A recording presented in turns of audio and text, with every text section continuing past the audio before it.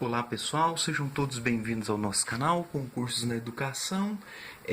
Veremos agora um pouco sobre as mídias, o contexto em que elas se encontram, a situação da pandemia e começaremos o nosso estudo com esta obra. Formação, um desafio cultural. Autora Cleide Aparecida Carvalho Rodrigues e Gabriela Luciane Moraes Souza Calaça, organizadora. Então o livro tem vários capítulos e cada capítulo tem a participação de diferentes autores e aí então será feita a sequência de 5 vídeos, né? Inicialmente um panorama sobre formação e desafio cultural, em seguida mídias, o vídeo, o uso da TV e do vídeo nas escolas, e depois smartphone, PC, internet, na sequência formação para as tecnologias da informação e comunicação e por último o aspecto técnico do vídeo. Então será uma sequência de 5 vídeos gravados sobre as mídias. E aí a formação cultural é um desafio, a formação é um desafio cultural, até mesmo porque em tempos de pandemia, né, educação, enfim, professores, educadores, diretores, pedagogos, as redes de ensino, os sistemas, as secretarias municipais, estaduais de educação, se veem diante de um desafio que é cultural por ambas as partes.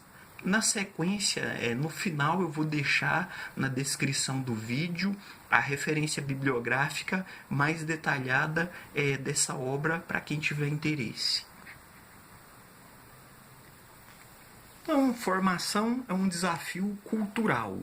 Em um primeiro momento, estamos vivendo aí tempos de pandemia, isolamento social, e aí um desafio para professores, educadores, em ter que trabalhar online, via aplicativos, os mais diversos, gravando áudio, gravando pequenos vídeos, montando atividades, formulários de resposta, para que os alunos possam de casa ter o acesso e conseguir continuar o processo educacional do ano letivo de 2020. Então a gente sabe que já se vive a desterritorialização dos espaços, a sociedade tecnológica, ou digamos a sociedade da informação, porque hoje aí tem milhões e milhões de informações que circulam, que trafegam nas redes, e aí nesse tempo vamos dizer assim, que não existe mais assim, os tempos e os espaços ficam muito flexíveis. Então hoje você tem uma pessoa que está em Goiânia, fala com alguém que está nos Estados Unidos, na Europa, na França, e aí às vezes pega aula com alguém que esteja em Tóquio, no Japão, então, ou alguém que está na China, em Xangai, em Pequim, gravou uma videoaula, ou seja, gravou isso lá de madrugada ou de noite, ou enfim, quem está do lado de cá vai assistir no horário, no local que puder, e quem está do lado de lá às vezes tem também essa flexibilidade para receber informações daqui. Então, a sociedade ela está bastante tecnológica. E aí, qual é o papel da escola nesse cenário? E o papel do professor? O que a escola deve fazer e o que o professor deve fazer?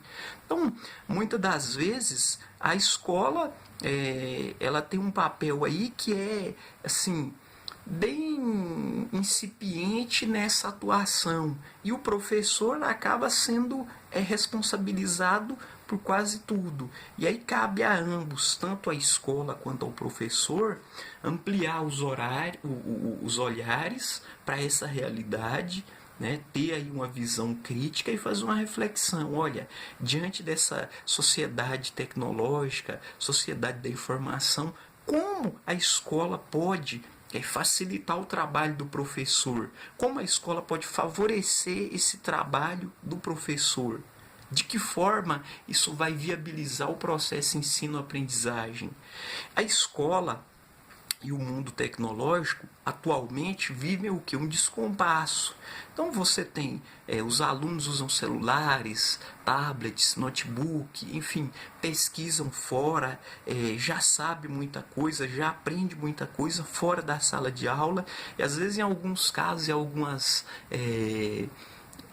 temáticas, os alunos sabem mais do que os professores, mas isso em virtude do que? Desse descompasso. O professor vai dar uma aula sobre história do Brasil. Então, ele chegou, preparou a aula, vai dar aula, só que de repente na sala de aula tem ali um determinado aluno ou dois que já pesquisou esse conteúdo tudo, já sabe tudo. Às vezes o professor está dando aula ali, em determinados momentos eles complementam com colocações, com falas que enriquece o conhecimento dos demais colegas. Agora, os demais colegas talvez chegaram no zero, sem saber nada. E aí então existe esse descompasso entre a escola e o mundo tecnológico que precisa ser trabalhado. Hoje a gente sabe que existe o livro didático, a escola brasileira, ou a escola bem tradicional, e existem as normas do sistema. Então, olha, existe o livro aqui, está aqui o livro de português, tem 200 páginas, você vai ter que trabalhar as 200 páginas, tá? Vai começar aí com um adjetivo, depois substantivo, verbo, advérbio, seja lá o que for, e vai seguir o livro. Então aí veja, isso são normas do sistema. E aí diante dessas normas do sistema, como o professor pode preparar uma aula diferenciada, preparar uma aula com um olhar crítico sobre a realidade dos alunos, se ele tem que seguir essas normas? E muitas vezes, tanto professores, os gestores, os alunos gostam das normas e das regras, que elas sejam feitas e para serem cumpridas à risca. Agora, qual é a pertinência? Então, até que ponto isso facilita, isso favorece? Porque diante aí dessa sociedade do conhecimento aí, da informação, e esse descompasso, as redes sociais estão aí a todo vapor. Agora, o professor não poderia utilizar do celular, dessa tecnologia, e fazer uma aula diferenciada. Olha, então eu vou mostrar um pequeno vídeo aqui de 5 minutos, depois eu vou disponibilizar um link para vocês, e vocês vão responder nesse link que vai chegar para mim, e eu vou fazer a devolutiva e avaliar tudo eletronicamente. E aí vem o quê?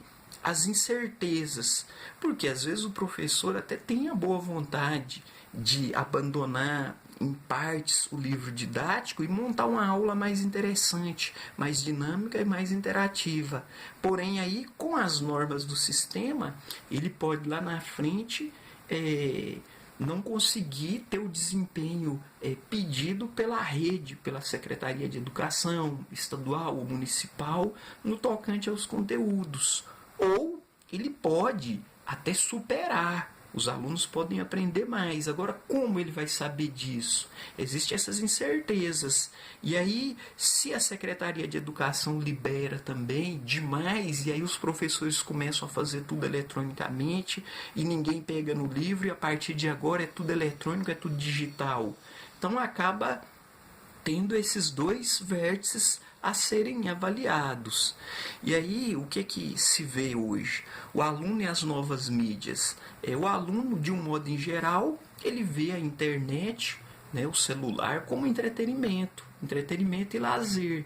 E aí, hoje a gente sabe aí que os aparelhos eletrônicos, às vezes a pessoa tem um celular, ela não usa mais do que vamos dizer aí 10% da sua capacidade.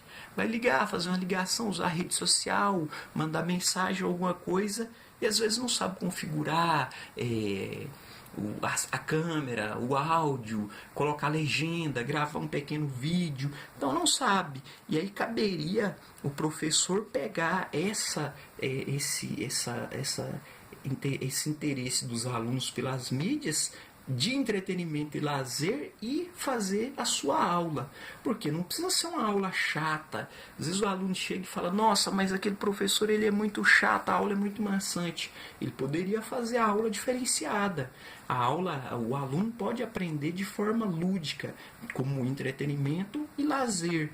Agora, também não adianta o sistema, a Secretaria de Educação dá uma formação e essa formação tudo é padronizada, tudo, olha, vocês vão usar o aplicativo tal, na função tal.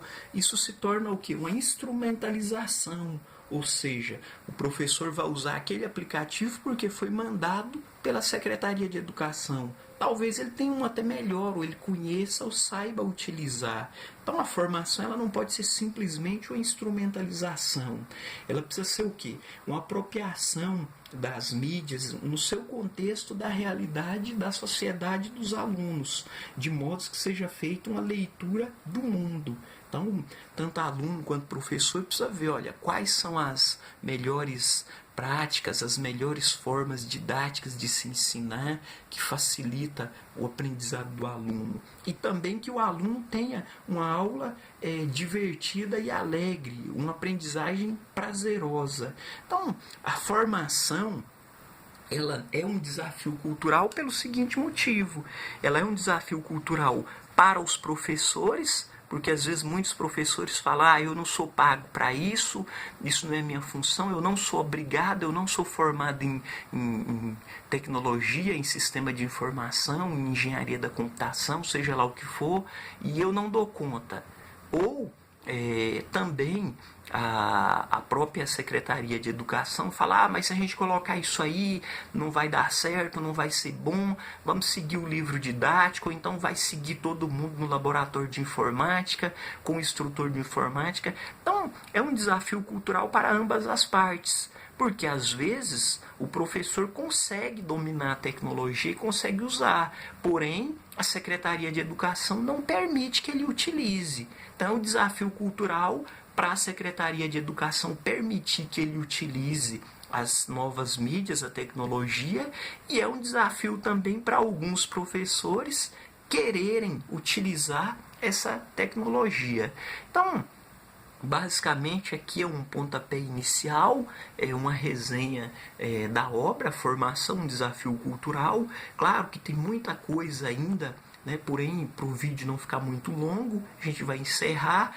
Eu recomendo, quem tiver interesse, quem puder, a leitura completa da obra, é muito enriquecedora, e a bibliografia, referência detalhada vai estar na descrição do vídeo. Por hoje é só, pessoal. Obrigado a todos e até a próxima.